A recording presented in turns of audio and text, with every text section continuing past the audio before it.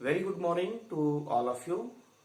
Plus one commerce section के accountancy subject की इस क्लास में आपका स्वागत है। Today we will discuss the effect of transaction on accounting equation कि लेखांकन समीकरण पर किस प्रकार व्यवसायिक लेन देनों का प्रभाव पड़ता है। हमने डिस्कस किया कि अकाउंटिंग इक्वेशन क्या होती है, लेखांकन समीकरण क्या होता है। लेखांकन समीकरण एक ऐसा समीकरण है जो किसी भी व्यवसाय में उसकी संपत्तियों, दायित्वों और पूंजी के मध्य संख्यात्मक संबंध को दर्शाता है। लेखांकन समीकरण जो है वो यह दर्शाता है कि किसी भी व्यवसाय की जो संपत्तियां होती हैं वो हमेशा उसके दायित्व और पूंजी के बराबर होती हैं।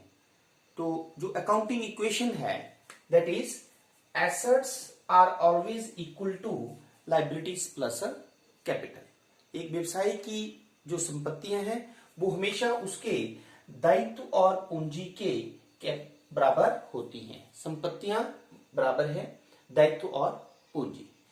इसका अभिप्राय ये है कि व्यवसाय में कोई भी लेन देन होगा उसका संपत्तियों, दायित्व और पूंजी पर जो है वो इक्वल इफेक्ट पड़ेगा। अर्थात प्रत्येक लेन देन के बाद संपत्तियां जो हैं वो हमेशा उसके दायित्व और पूंजी के बराबर होती हैं। यदि कोई भी लेन देन व्यवसाय में होता है तो उससे क्या इफेक्ट होगा, या तो उससे एसेट्स बढ़ेंगी तो दूसरी तरफ लायबिलिटी भी बढ़ जाएगी, या एसेट्स कम होगी तो लायबिलिटीज कम हो जाएंगी, या एसेट्स बढ़ेंगी तो एसेट्स ही कम हो जाएंगी, एसेट्स बढ़ेंगी कैपिटल बढ़ेगी, एसेट्स कम होगी कैपिटल कम होगी। अर्थात ये हम कह सकते हैं कि प्रत्येक लेन देन के बाद भी एक व्यवसाय की जो संपत्तियां हैं वो हमेशा उसके दायित्व और पूंजी के बराबर होती हैं। अब हम डिफरेंट ट्रांजैक्शंस की सहायता से ये देखेंगे कि किस तरह जो है प्रत्येक लेन देन के बाद व्यवसाय की संपत्तियां उसके दायित्व और पूंजी के बराबर होती हैं। So let we take a example, increase in assets and increase in capital. सबसे पहले हम कोई एक ऐसा लेन देन लेंगे जिससे आप देखेंगे कि एसेट्स में भी इंक्रीज हो रही है और दूसरी तरफ कैपिटल में भी इंक्रीज हो रही है। Okay, the transaction is business started with cash ₹20,000। 20,000 रुपया लगाकर जो है वो व्यवसाय शुरू किया जाता है। तो जब 20,000 रुपया लगाकर व्यवसाय शुरू किया जाता है तो इस लेन देन से क्या होता है, व्यवसाय में संपत्ति बढ़ती है। कौन सी? कैश संपत्ति बढ़ती है। और दूसरी तरफ वे व्यक्ति जो व्यवसाय को शुरू करने के लिए पैसा लगाता है उसे हम बिजनेसमैन, ओनर कहते हैं। और the money which is invested to start the business is called capital, उसे हम पूंजी कहते हैं। तो इस लेन देन से आप देख सकते हैं कि जब 20,000 रुपया जो है वो व्यवसाय में लगाया जाता है तो व्यवसाय में कैश आता है, इसलिए कैश जो है वो एक संपत्ति है, रोकड़ एक संपत्ति है, इसलिए संपत्ति बढ़ जाती है। और क्योंकि व्यवसाय का स्वामी जो है वो व्यवसाय से अलग होता है, जो कि हमने बिजनेस एंटिटी कंसेप्ट में पढ़ा है कि business man is separate from business. एक बिजनेसमैन जो है, व्यवसाय का स्वामी जो है वो व्यवसाय से अलग होता है, उनका अस्तित्व जो है वो अलग अलग होता है। इसलिए जब भी कोई व्यवसायी जो है वो व्यवसाय में पैसा लगाता है तो वो एक लेनदार बन जाता है, इसलिए उसके नाम पर कैपिटल अकाउंट जो है वो ओपन किया जाता है। तो इस लेन देन से आप देखेंगे कि 20,000 रुपया लगाकर व्यवसाय शुरू किया तो इससे व्यवसाय की संपत्ति जो है वो कैश संपत्ति जो है वो बढ़ जाती है 20,000 से। और दूसरा इफेक्ट जो है वो इसका क्या होता है कि इससे कैपिटल भी बढ़ जाती है। व्यवसाय जब शुरू किया जाता है तो व्यवसाय के पास अपना कुछ नहीं होता, जो कुछ भी उसके पास है वो उसमें लगाई गई पूंजी द्वारा लिया गया होगा या जो है वो किसी के द्वारा लोन के रूप में दिया गया होगा। ठीक है, तो इस तरह से हमने देखा कि इस लेन देन से जब व्यवसाय शुरू किया जाता है तो इससे व्यवसाय में रोकड़ संपत्ति बढ़ती है और दूसरी तरफ पूंजी बढ़ती है। सेकेंड ट्रांजेक्शन हम लेते हैं, increase in asset and decrease in asset. तो क्या होगा इस लेन देन से, एसेट ही बढ़ेगी और एसेट ही कम होगी। कैसे? फर्नीचर परचेज्ड फॉर ₹2000, फर्नीचर खरीदा 2000 रुपए का। तो इस ट्रांजेक्शन के जो दो पहलू हैं, टू एस्पेक्ट्स, क्या क्या है? एक फर्नीचर खरीदा और कैसे खरीदा हमने? नगद खरीदा 2000 रुपए। तो फर्नीचर जो है वो आया और कैश जो है वो गया बिजनेस से। अब फर्नीचर हमारे पास क्या है? वो एक संपत्ति है और कैश भी हमारे पास क्या है?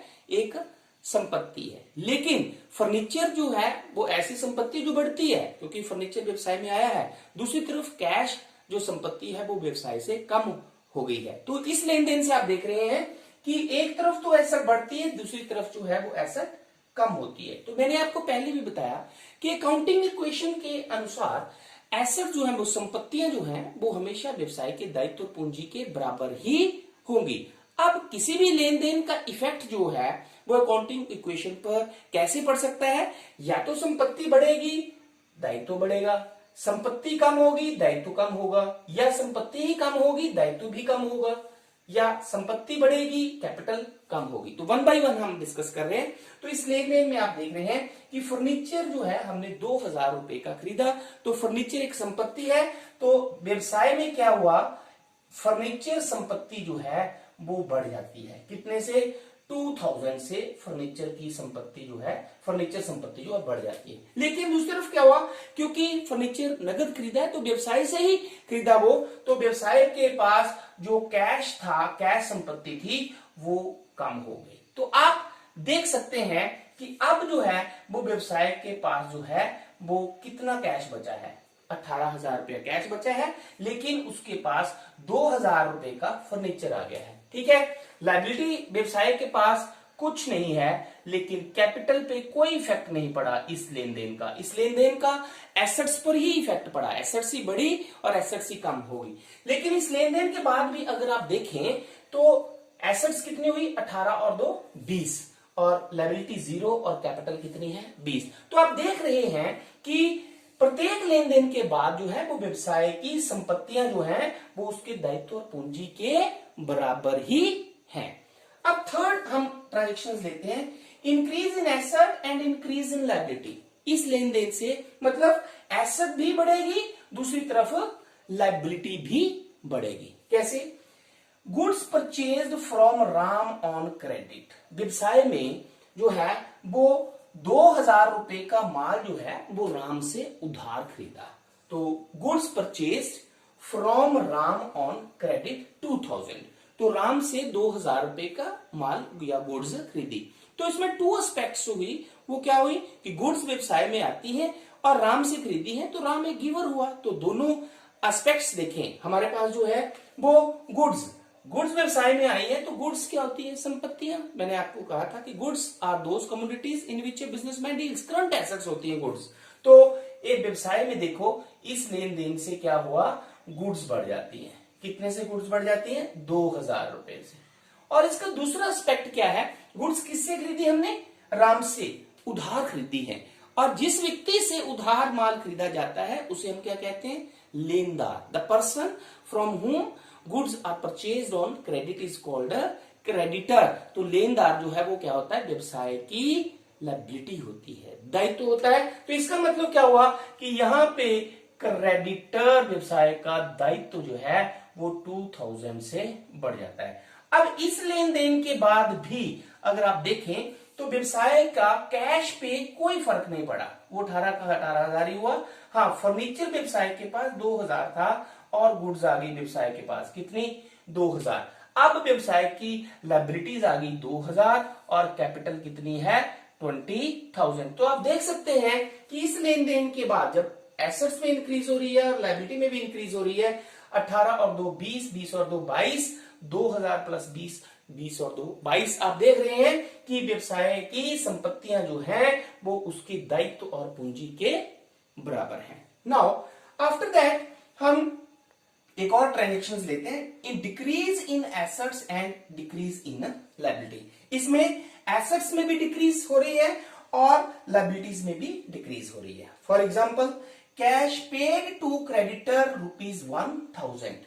जो राम लेनदार था, क्रेडिटर था, उसको 1000 रुपए का भुगतान किया। तो जब 1000 रुपए का भुगतान किया तो इस लेन देन का जो है वो टू एस्पेक्ट्स क्या हुई, कैश कम हो गया व्यवसाय में और दूसरी तरफ लेनदार भी कम हो गए। तो कैश क्या है, एक संपत्ति है, तो कैश संपत्ति जो है वो इससे 1000 रुपया है हमारे पास कम हो गई। ठीक है, और दूसरी तरफ क्योंकि क्रेडिटर्स को पैसे दिए हैं, लेनदार को पैसे दे दिए, तो इस लेन देन के बाद आप फिर देखेंगे कि अब हमारे पास कैश जो था, क्योंकि 18,000 था पहले, 1000 दे दिया तो व्यवसाय के पास कैश बचा 17,000। हाँ, फर्नीचर व्यवसाय के पास कोई चेंज नहीं हुआ, फर्नीचर उतने का उतना ही है और गुड्स भी व्यवसाय के पास उतनी है। ठीक है, लेकिन क्रेडिटर जो कि पहले 2000 थे अब 1000 रुपए का भुगतान कर दिया है, तो अब क्रेडिटर कितने बचे हैं, 1000, और फिर कैपिटल पे कोई चेंज नहीं है। तो इस लेन देन के बाद भी आप देख रहे हैं कि व्यवसाय की संपत्तियां 17 और 2 19, 19 और 2 21, 1000 और 20,000 21,000। तो assets are equal to liability plus capital. Then the next transactions we can say the increase in asset and increase in capital. Assets में भी increase होगी और capital में भी increase होगी। तो इसका अकाउंटिंग इक्वेशन पे क्या इफेक्ट पड़ता है? फॉर एग्जाम्पल, हमारे पास लेन देन है, कमीशन रिसीव्ड ₹500, 500 रुपया जो है वो हमें कमीशन प्राप्त हुआ। तो जब हमें कमीशन मिला, आय हुई, तो इसके टू एस्पेक्ट्स जो हैं वो क्या हुए, दो पहलू क्या है, एक तो कैश आया और दूसरा कमीशन जो है वो एक इनकम हुई। तो आपने याद रखना है हमेशा कि जब भी व्यवसाय में कोई इनकम होती है, आय होती है, तो उससे व्यवसाय का कैश बढ़ जाता है और आय से या इनकम से हमेशा जो है वो पूंजी में वृद्धि होती है। तो इस लेन देन से क्या हुआ, एक तरफ तो कैश बढ़ गया, अब कैश जो है व्यवसाय की क्या होती है, संपत्ति। एक तरफ व्यवसाय की संपत्ति बढ़ गई और दूसरी तरफ क्योंकि आय हुई, तो आय से हमेशा जो है वो कैपिटल जो है वो बढ़ जाती है। तो ये इस लेन देन के टू एस्पेक्ट्स थे, संपत्ति और पूंजी पर। तो संपत्ति भी बढ़ रही है और पूंजी भी बढ़ रही है। तो इस लेन देन के बाद भी अगर आप देखें तो आपके पास जो है अब कैश हो गया 17,500। हाँ, फर्नीचर क्योंकि कोई चेंज नहीं हुआ इस लेन देन से, फर्नीचर पे कोई फर्क नहीं पड़ा, गुड्स पे भी कोई फर्क नहीं पड़ा, इट इज अगेन 2000। हाँ, क्रेडिटर्स अब हमारे पास 1000 रुपए हैं और जो है वो कैपिटल कितनी हो गई, 20,500। तो अगेन आप देख सकते हैं 17,500 plus 2000, 19,500 plus 2000, 21,500 and 1000 plus 20,500, it is again 21,500। तो इस लेन देन के बाद भी हमारे पास व्यवसाय की संपत्तियां जो हैं वो हमेशा दायित्व और पूंजी के बराबर है। देन आफ्टर दैट हमारे पास ट्रांजैक्शन है decrease in assets and decrease in capital. Assets में भी कमी होती है और कैपिटल में भी कमी होती है, लेकिन इसके बाद भी हमारे पास जो है वो अकाउंटिंग इक्वेशन सेम रहती है। तो हमारे पास ट्रांजैक्शन है सैलरी पेड ₹1000, हमने 1000 रुपया जो है वो मजदूरी दी, मजदूरी का भुगतान किया। तो इस लेन देन का जो टू एस्पेक्ट्स हैं वो क्या है कि एक तो सैलरी दी, तो सैलरी दी तो मतलब कैश गया, कैश जो है वो एक संपत्ति होती है, और दूसरी तरफ जो सैलरी है वो एक एक्सपेंस होता है। तो एक्सपेंस जब पे किया तो उससे पूंजी जो है वो हमारी कम हो जाती है। तो इस लेन देन से क्या इफेक्ट हुआ कि कैश हमारे पास 1000 से कम हो गया, क्लियर, और दूसरी तरफ कैपिटल हमारे पास 1000 से कम हो गई। तो अब आप देखें कि हमारे पास 17,500 कैश था, 1000 पेमेंट करने के बाद रह गया 16,500, लेकिन फर्नीचर पर हमारे पास कोई फर्क नहीं पड़ा और ना ही गुड्स पर हमारे पास कोई फर्क पड़ा, it is again 2000। Similarly creditor भी हमारे पास सेम है, लेकिन कैपिटल अब हमारे पास जो है वो 19,500 हो गई। क्लियर? अब आप फिर देख सकते हैं इस इक्वेशन के बाद, इस लेन देन के बाद 16,500 plus 2,000 18,500 plus 2 20,500 and again here 1,000 plus 19,500, तो ये भी हमारे पास है 20,500। Then the last one is increase in capital and decrease in capital. Capital में ही कमी हो रही है और कैपिटल में ही वृद्धि हो रही है। तो नाउ द लेन देन हमारे पास क्या है, इंटरेस्ट ऑन कैपिटल ₹1,000। मतलब जो व्यवसाय का स्वामी व्यवसाय में पूंजी लगाता है उसे उस पर ब्याज मिलता है। ब्याज जो है वो पूंजी पर 1,000 रुपया मिलता है। तो इस लेन देन का क्या प्रभाव होगा, क्योंकि पूंजी पर जो ब्याज मिला तो इससे क्या हुआ, पूंजी की राशि बढ़ गई, पूंजी की वैल्यू बढ़ गई, तो पूंजी बढ़ती है तो पूंजी में ही ऐड होगी। दूसरी तरफ जो है वो इंटरेस्ट ऑन कैपिटल जो है वो व्यवसाय के लिए जो है वो क्या बन जाता है, एक्सपेंस बन जाता है, खर्चा हो जाता है। तो इसलिए जब वो खर्चा हो जाता है तो इससे पूंजी ही कम हो जाती है। तो कहने का मतलब ये हुआ कि इस लेन देन से 1,000 रुपया पूंजी ही बढ़ेगी और 1,000 रुपया पूंजी ही कम होगी।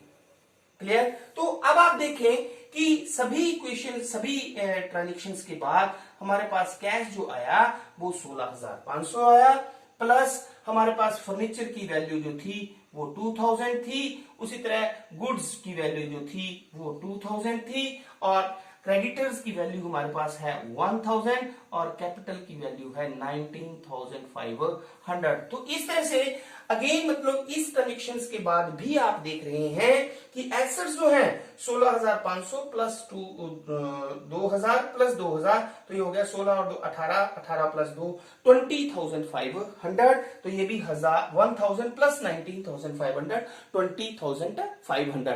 तो हमने देखा क्या कि किस तरह से जो है वो व्यवसायिक ट्रांजैक्शंस जो है उनका जो है वो लेखांकन समीकरण पर प्रभाव पड़ता है। तो डिफरेंट केसेस हमने देखे और उनके बाद भी यही कंक्लूजन है हमारे पास कि एक व्यवसाय की जो एसेट्स होती हैं, जो संपत्तियां होती हैं, वो उसके दायित्व और पूंजी के हमेशा बराबर होती हैं। इसका मतलब यह हुआ कि व्यवसाय में कोई भी ऐसा लेन देन नहीं होगा जिसका सिर्फ केवल एसेट्स पे इफेक्ट पड़ता है, एक इफेक्ट पड़ता है। ठीक है? तो आपने देखा कि कोई भी व्यवसाय में लेन देन होगा तो उससे या तो एसेट बढ़ेगी और एसेट ही कम होगी। मतलब every business transaction has its 2 aspects. ठीक है? और दोनों एस्पेक्ट्स को जो है हम रिकॉर्ड करते हैं। इसलिए जो है वो इक्वल अमाउंट से एसेट बढ़ती है तो लायबिलिटी बढ़ती है, एसेट कम होती है तो लायबिलिटी कम होती है, या एसेट बढ़ती है तो कैपिटल बढ़ती है, या एसेट बढ़ती है और एसेट ही